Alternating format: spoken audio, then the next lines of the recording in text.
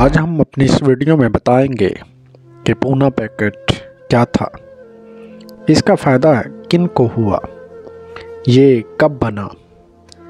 یہ کیوں بنا، اس کے نتائج کیا تھے۔ مزید آگے بڑھنے سے پہلے اگر آپ نے ہمارے چینل جنون پاکستان کو سبسکرائب نہیں کیا تو سبسکرائب کر لیں تاکہ آنے والی ہر اپڈیٹ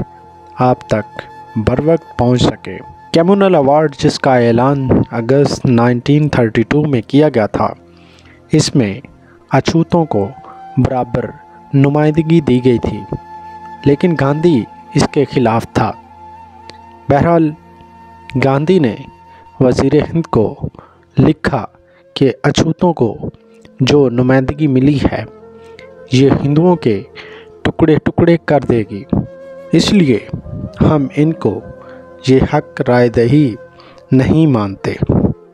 اور انہوں نے دھمکی دی کہ اگر ان کا یہ مطالبہ 20 ستمبر 1932 تک تسلیم نہیں کیا گیا تو وہ مرن بھرت رکھیں گے۔ یہ آگ ایسی بھڑکی کہ اچھوت لیڈر ڈاکٹر امبیڈکر مغلوب ہو گئے، اور اس طرح ہندوؤں اور اچھوت کے درمیان پونا کے مقام پر